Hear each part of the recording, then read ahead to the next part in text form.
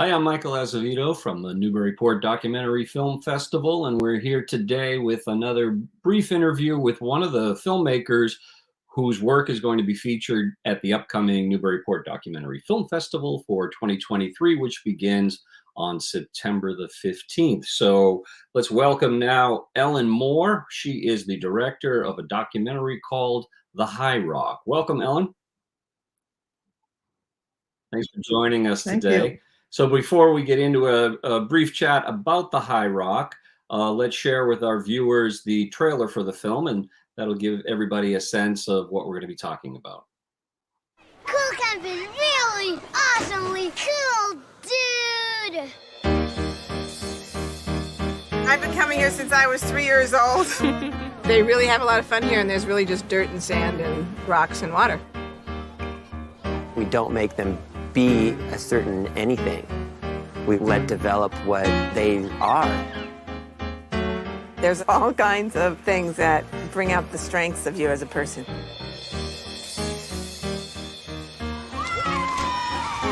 Some parents are horrified by this experience for their child. One parent once said, next year, their daughter is going to a real camp. Lots of kids come in here. Their parents restrict them a lot. By coming to camp, they can decide for themselves what they want to do. It was so missing because they were all city kids that had never been to the outdoors. Here it is! Careful! I got him! I got him! Got it. We could just walk around and swim for the whole day and just be dirty. How did your face get so dirty from dinner to bedtime? What I like about it too is that 2 weeks being away from television. I think their real imagination comes out more. We're gonna go find some Mother Nature. Jalapeno. It's a jalapeno. Your first instinct, they can't get up something, you want to pick them up and carry them over it. Helping them up is where they'll get into situations they can't handle. We really trust that they know what's best for them. I think my first year here was when I was 3. I came back, everything seemed so small, and I couldn't believe this was the same place. There's this consistent core group that's been coming every year. I am a 13th year camper. Now I'm a teacher. I think everybody involved sees the full circle. I just couldn't imagine a world without Cool Camp. It was a way of learning that's from your heart. There's this really high rock that I've never jumped off before, but I really wish I could. It's amazing what they can do when you just let them do it.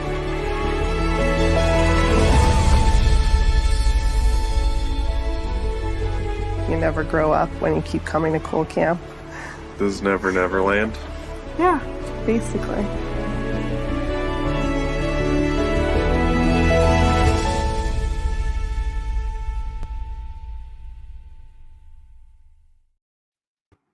So Ellen, tell us how you came to know of Cool Camp, what your initial experience was, and then what about the entire experience, either personally or by extension, you found so compelling that you wanted to make a movie about it?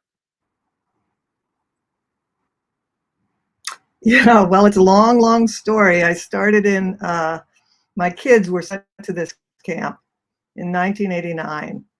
And I couldn't believe that anybody wanted to take 5-year-olds overnight camping for 2 weeks. I was dumbfounded, but I said, yeah, because I thought I'd have a vacation. And when they came back from camp and I went to pick them up, it was like they were new people. And they were so happy. I had never seen them. There were 3 kids and I had never seen them so happy and very, very animated and alive and brave and excited. And I thought to myself, what happened at camp that you are so much more alive than you usually are? So I thought I really should find this out. And I started visiting the camp. And then in 1999, I decided, you know, this is enough to make a film about it. And I really want to share it with other people. So I started filming in 1999. And then the woman who started the camp decided to stop doing it. And I had to filmed that part of the story, and then it went on for several more years. I don't want to give anything away, but Sure. there's a little bit of a plot twist that happens. So let's place the camp geographically. Where is it located? It's just south of Yosemite National Park in California, in the Sierras. Okay, and if there's a guiding philosophy of Cool Camp, what would it be? I think let kids do what they want to do and trust them that they know what's best for them and they know what's safe for them, and empower them to make their own decisions as early as possible. And this will develop self-respect, self-esteem, and these are sort of the secrets to unlocking their own. And what kind of an impact did participation in the camp have for your own kids, and for how many summers were they participants? Well, they ended up going, they went every summer. They would never miss it from 1989. And they ended up working at the camp, and they were there till 2017 was their last visit to the camp.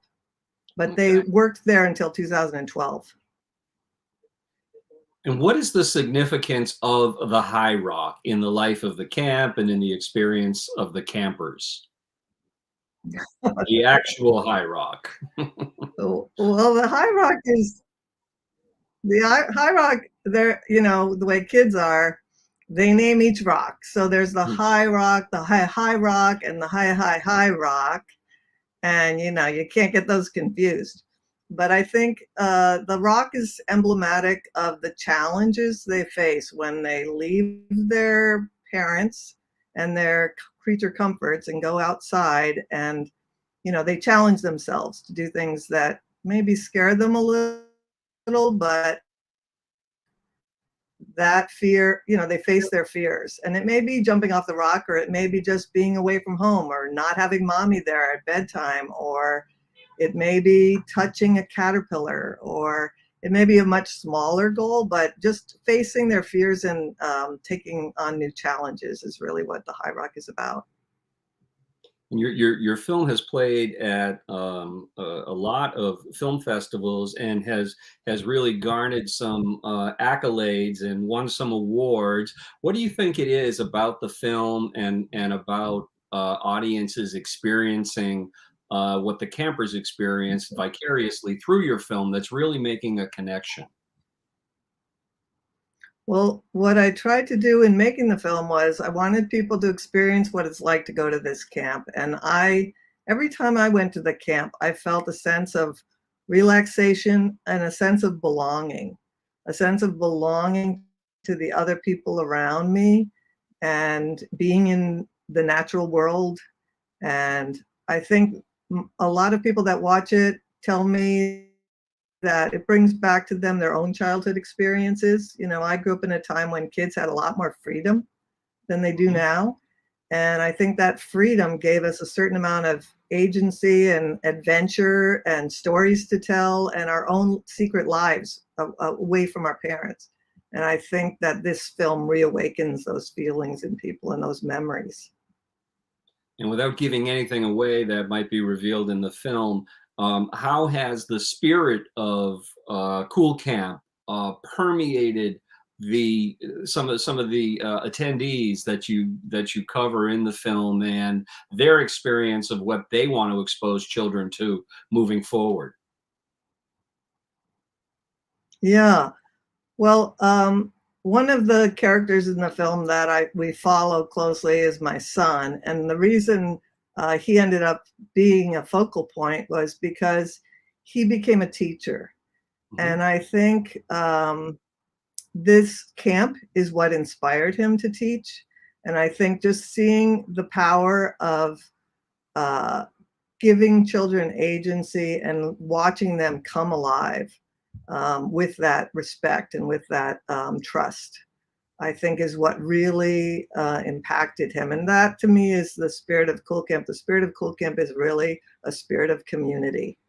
And I think we have far too little sense of community in our lives these days. And I think that's what people really respond to. Well, the High Rock will be playing on September the 17th as part of the Newburyport Documentary Film Festival. Do yourself a favor, come on up to Newburyport and check out this film. It's really engaging and delightful, and you certainly get a sense as to why people became so enamored of this entire experience. Ellen, thank you very much for joining us today, and we also want to thank our sponsors and hear from them right now.